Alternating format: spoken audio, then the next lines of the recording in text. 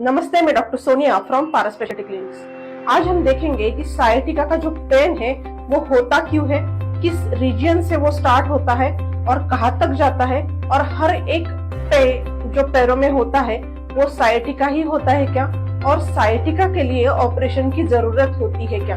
जैसे कि हम यहाँ पे देख सकते हैं कि सायटिका का पेन जो है वो पेशेंट में चालू होता है इस रीजन से, और इस रीजन से चालू होते होते धीरे टो तक जाता है। लेकिन ये जो पेन जो है वो कभी कभी इस रीजन में ज्यादा होता है और इस रीजन में ज्यादा होता है। तो हमें यहाँ पे मालूम होना चाहिए कि पाइलिफॉर्मिस मसल की वजह से तो पेन नहीं मुझे हो रहा है, क्योंकि सायटिका नर्व जो है वो जहाँ से निकलती है, मतलब L4, L5, S1, S2 और S3, उसका जो ओरिजिन है, मतलब ये लंबा रीजन और ये सैक्रल रीजन, ये रीजन से जब वो निकलती है तो वो पाइलिफॉर्मिस मसल से होके गुजरती है।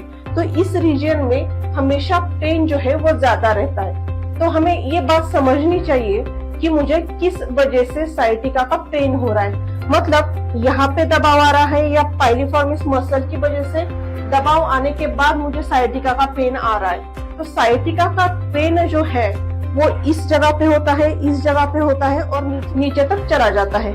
लेकिन सायटिका जो पेन है उसमें ये जरूरी होता है कि आपको झिंझिनाहट आती है क्या, पैर सुन्न हो जाता है क्या, या एक ही पैर दुखता है, दोनों पैर दुखते हैं। मेनली एक ही पैर का इन्वॉल्वमेंट हमें ज्यादा दिखाई देता है। उसके रीजन क्या क्या है, उसका एक जो सबसे पहला महत्वपूर्ण रीजन जो है वो है स्लिप डिस्क प्रोट्रूजन है।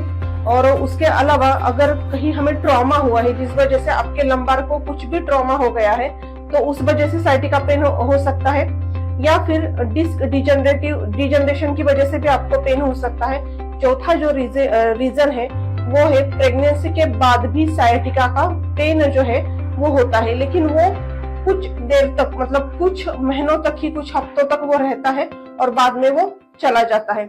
अगर स्पाइनल कैनाल स्टेनोसिस भी है आपको, तो आपको सायटिका का पेन जो है वो हो सकता है। लेकिन आपको ये जानना जरूरी है कि सायटिका का पेन जो है मुझे ये लंबार और सैक्रल रीजन में नस के ऊपर दबाव आने से हो रहा है, या फिर मसल से होते हुए जो नर्व जा रही है उस मसल्स में दबाव आने की वजह से मुझे पेन हो रहा है, ये जानना आपके लिए बहुत जरूरी होता है। दूसरी बात जो एक ये है कि पेशेंट कहते हैं कि मुझे बैठने पर ज्यादा दर्द होता है, चलते टाइम नहीं होता इतना, लेकिन बैठने पर ज्यादा दर्द होता है। तो इसका एक कॉमन रीजन है, जैसे ये मसल्स यहाँ से होके यहाँ तक जाती है, जैसे आप बैठते हैं किसी भी चेयर पे या कहाँ पे भी बैठते हैं तो ऑब्वियस आपके मसल्स पे प्रेशर आता है और नर्व जो है वो फिर से दबने लगती है, इसलिए इस पेशेंट को बैठने पर ज्यादा दर्द होता है। सायटिका के पेन के लिए हमारा वर्टेब्रा आखिर होता कैसा है ये समझना बहुत जरूरी होता है। जैसे कि हम यहाँ पे देख सकते हैं कि ये लंबा रीजन है और ये सैक्रल रीजन है। तो इस लंबा रीजन में हम ये दो वर्टेब्रा देख रहे हैं और बीच में एक गद्दी होती है और यहाँ से नर्व निकलते हैं। जैसे कि हम देखते हैं कि यहाँ पे L4, L5, S1, S2 और S3, यहाँ पे ज्यादातर जो नस दबती है वो दबती है L3, L4 और S1 के बीच में।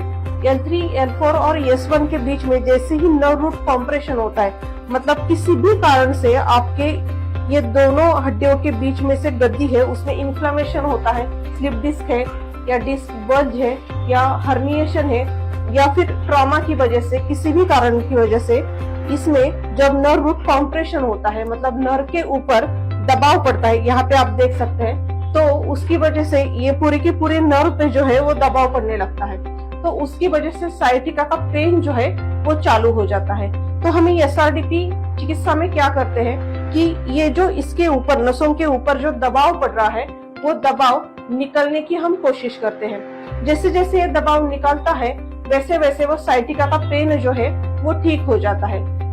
पारा स्पेशलिटी क्लिनिक में हम SRDP ट्रीटमेंट करते हैं, लेकिन उसमें किया क्या जाता है, यहाँ पे जैसे हम देख सकते हैं कि सायटिका का पेन है, मतलब यहाँ पे प्रेशर नर्व पे आने के बाद जो पेन चालू होता है वो किसी भी वजह से प्रेशर आता है, तो वो प्रेशर जो है वो हमें रिड्यूस करना पड़ता है।